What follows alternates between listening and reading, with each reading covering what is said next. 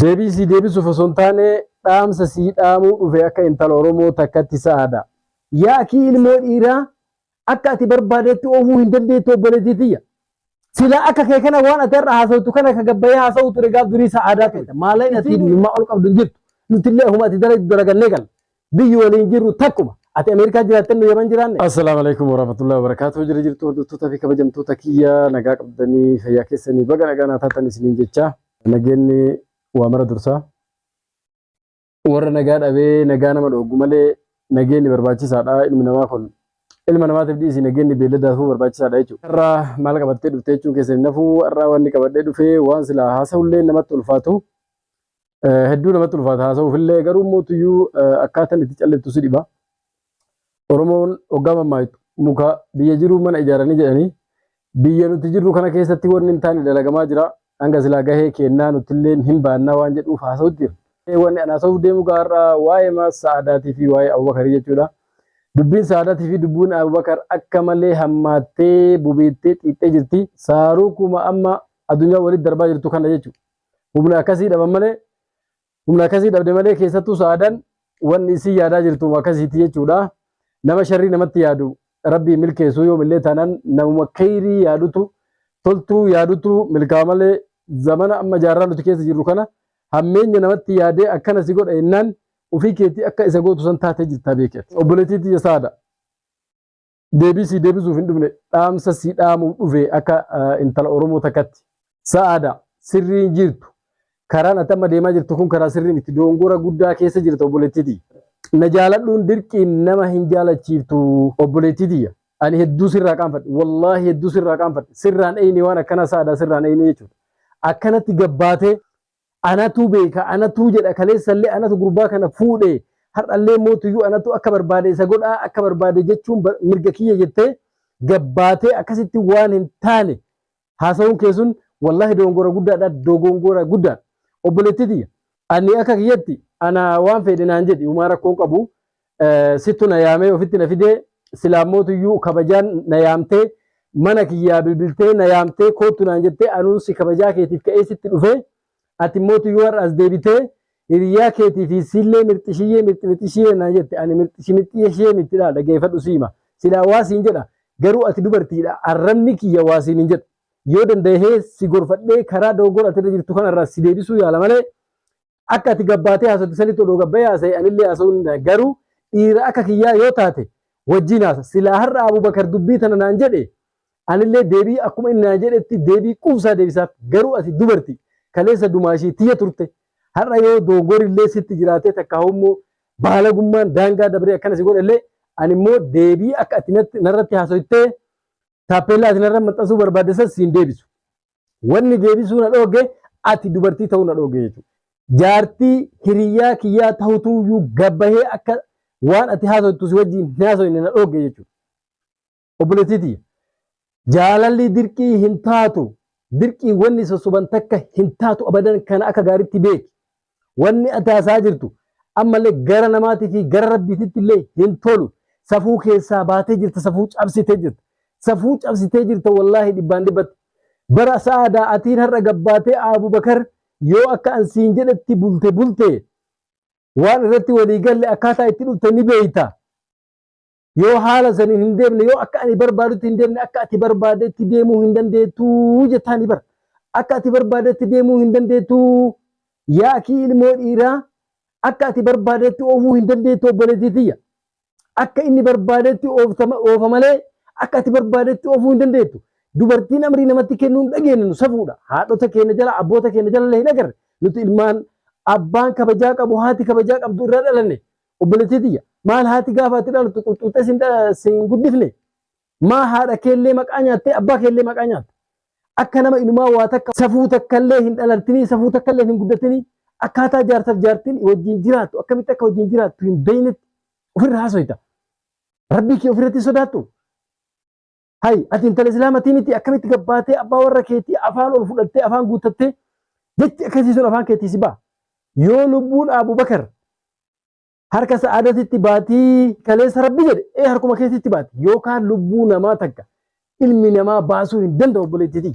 Akkamitti maallaquma ati nyaachuu wallaalte kanaanin si nyaadhaa maallaquma ati nyaachuu walaalte kanaan si galaafadha si agarsiisa akkamitti jette gabbaate maallaqaan nama jaarsatti dhaalataan jaarsa kiyya jettee hayaaf abdatta jaarsa kiyya jetteetiin barbaadu jirtaami jaarsa kiyya manatti natti galuu dide jettee mi waan ati yaa'ii godhaa jirtu mootana fakkeenya godhattee waan biraa garaa keessaa qabda.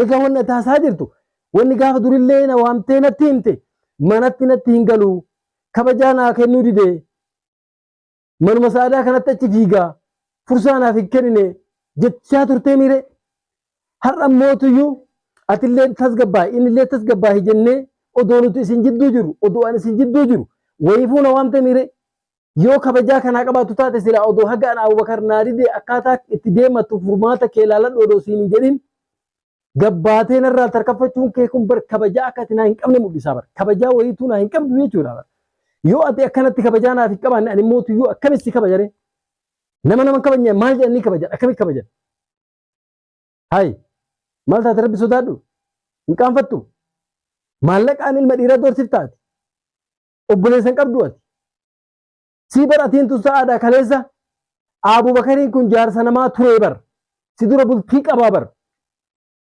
bultiin odoo inni akka bultii qabu beeytu irratti seentee bar sa'aadhaati gaafa akkuma san atti dhuftee bultii sa'aadaa irratti seente Abubakar akkuma isirratti filatee si fuudhe sillee akka sammuun isaa ajajatti yoo barbaade si dhiisee deemuu akka mirga qabu maaliif wallaalte dhibbaan dhibbatti mirga qabaa bar maa dogongoru yoo ta'eef si wajji jiraata yoo taaneef si wajji jiraatu maa cinqii akaarta maa gabbaatee safuu keessaa bad maqaa abbaa keetillee nyaattee jirta wallahi lazii maqaa dubartillee nyaattee jirta baruma akkam keessa rabbiin nu uume barri keenya kun baruma akkam dhiiroo bara dubartiin akka lubbuun isii barbaadatti ani gaafa akka ofii kiyyaa beekutti safurraa dubartiin laga ol qamisii ol qabattee tarkaanfattee hin baatu bar haadha akkasiitirraa dhalattee atarra safuu wallaaltee gabbaatee Abubakar akkasii godha jaarsa keetti itti dhaadattu kun dubartiin maan jaarsatti dhaadattu maa inni haya barbaadda har'a gabbaatee waan afaan kee barbaade qalbiin tee barbaade kana of keessaa gadi leexxee yooma gurbaan kunuu qajeelee as deebi'e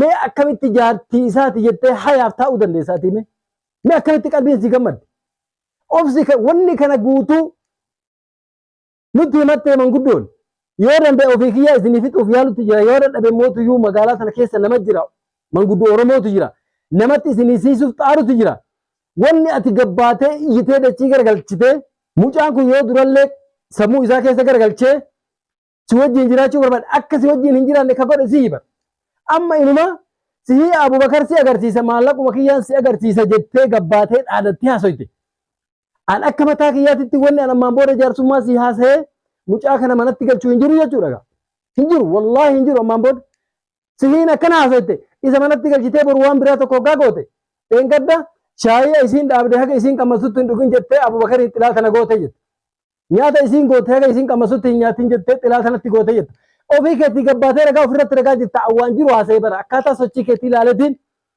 mucaan kun hiriyaa kiyya ilmaan qaba ilmaan guddifata akka hin taane ta'in jedheetiin waan san itti mee baran atu ofitti ragaa gabbootti jirta maal gochuu anaanatti iyyitee anaa fi Abubakariin akka addaan fagaannu ko godhe sii naan jetta ofii keetii yoo waa tolchite namarraa waan toltu eeyda ofii keetii waa balleessite akkamitti anarraa toltu eeyda ree akkamitti anarraa toltu eeyda ansi oduu ati akkana wajji nyaanne malee odoo sin barin si baradhe sa'aadha wallaahi odoo keessa kee hin barin si barachuu kiyyatti gaabbaa jechuudha hay ofii keetii asii dhuftee marraa takka mana kiyyatti natti dhuftee iyyitee mashaakila natti goota marraa takka bilbilteetiniin Abubakarii fi Abubakar nagaa wajjin jiraannu naan jetta maal an maaltu jidduu kana keessa na jira gaafa waan kanatti kaateetti hin seentu anaan mari'atte naan hin mari'anne hanarrallee taanan teetu naan mari'adhu feetu naan mari'achuu baadhu eega dhuftee jaartii saahiba kiyyaa taate nin fudhadhaa hayyee isinii ilaala jedhee sirraa fudhadhee wajjin haasoyne ati mootuyyuu har'a gabbaatee maallaqaan dhaadatta akkamitti wannummaan akkanaa kun sirraa ba'e ati maallaqatti amante malee inni namaan jaalanne jechuudha barata maallaqa kee qilee seenadhu abboo maal dalagatee argachuu danda'a innillee Abubakar immoo rakkinni haga nama raga'u qabaatiniin maallaqaaf jecha akka waan lubbuun isaa hin barbaanne akka lubbuun isaa hin barbaanne ta'a bara waan siimu akkuma ati gaafa durii filattee dhuftee odoo inni jaartii qabu beeytu itti seente Abubakar illee akkuma san filatee yoo ati hin taaneef wanni inni kalees laalee si wajjin bultii ijaarrachuuf sitti dhufe sun yoo hin taaneef si dhiisee si biraa deemuu mirga qaba. Anuma bicha mirga qaba jechuun jirta barati. Maali mirgi siif kenname keessaaf hin kennamin maali? Ammallee immoo eega gurbaan kun si jibbe irraa argitaa mi argutti jirta bar si jibbe Abubakar si jibbe ani adaba sitti hin qabu wallahi lazim dhugaa siima. Karoora si wajjin jiraachuu hin qabu. Eega inni si jibbe kalaa saga rabbi wajjin isin jiraachise baatii sadi moo baatii lama wajjin jiraattanii dhiisi haa jiraatu kalaa sin illee ofirraa hin taanefi. Ani numa akkuma itti baatii sadiin kana inni si wajjin buleen na dhibeeyyu. Wallahi obsa qabaayyu. Haala amma godhataa jirtu kanaan haala amma hasaa jirtu kanaan akkamitti akka si wajjin jiraate na dhibeeyyu obsa qaba. Amma booda si wajjin jiraachuu maal arrii akka baasu barbaadda mucaan odoon gahin.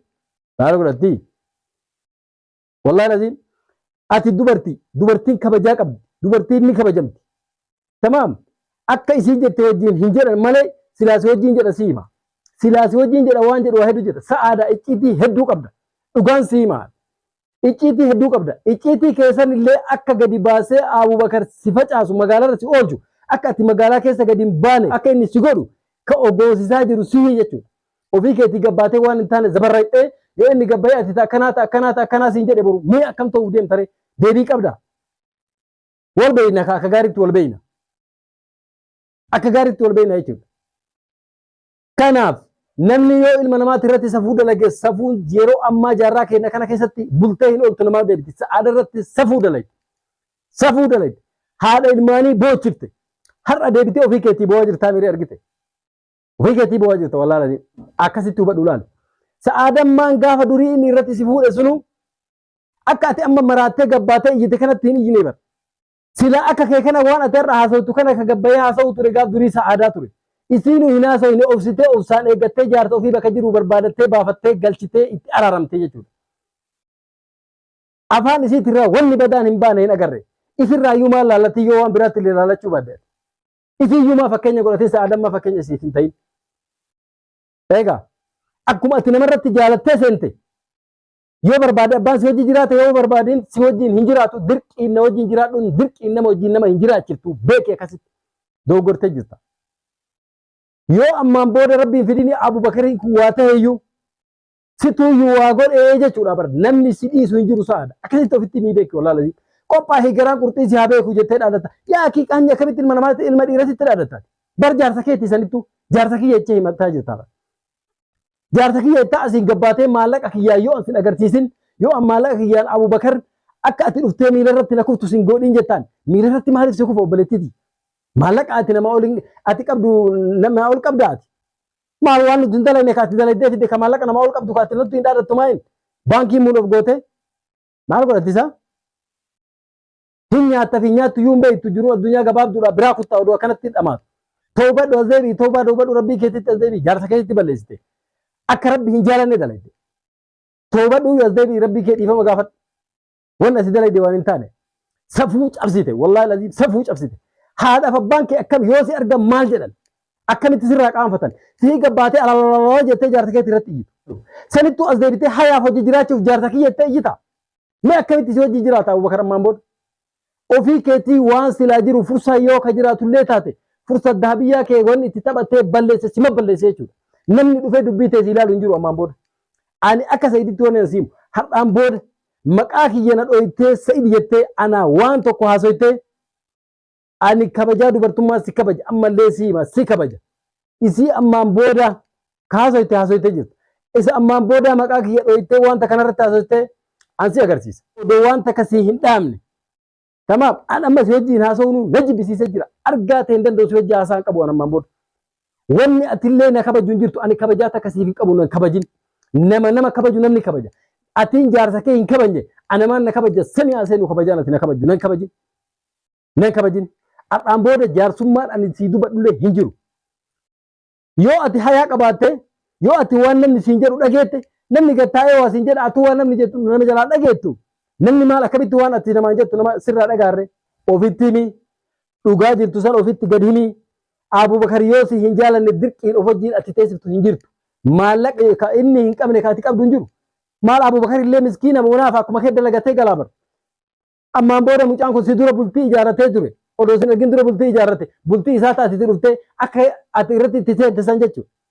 ما قويتك قبيس كرتي ilmaan dhalchee ilmaan guddifattee guyyaa takka kottu affaata itti naabitti guyyaa takka kottu masruufa mana kiyyaa naabitti siin jedhe dalagateetuma jiraachuu ture bara innillee inumaa of jabeessitee maallaqa kiyya maallaqa wallaa maallaqni ati namaa ol qabdu hin jirtu fakkeessita itti fakkeessitee kijibdee duraanuu yoo kadhan gurullee taate obagartoo gooti ammallee immoo kana guutuu akka ati gurra ofitti gootee maraattee daangaa darbitee jettu namni si godhe balloodha sa'aadan gaafa durii gurbaa maallaqaan fuutee maallaqa laalee itti heerumee jedheetiin haase sanuma qabattee gabbaatee maallaqa itti maallaqni ati numa ol qabdu hin jirtu nutillee huma ati dalagannee gal biyyi waliin jirru takkuma ati Ameerikaa jiraattee nu Yemen jiraanne maa kijibda yaaki haadha abbaa keellee hin qaanfachiisin intal rabbii kee sodaadhu wanni dalagaa jirtu kun siif hin ta'u siif hin milkaa'u ittiin milkootu jechuudha ammaan booda Abubakar jaarsa keeti ofirraa si dhooguu danda'a Abubakar akka ofirraa si dhoogu abdiin qaba kaleessaa nutu si jalatti qabee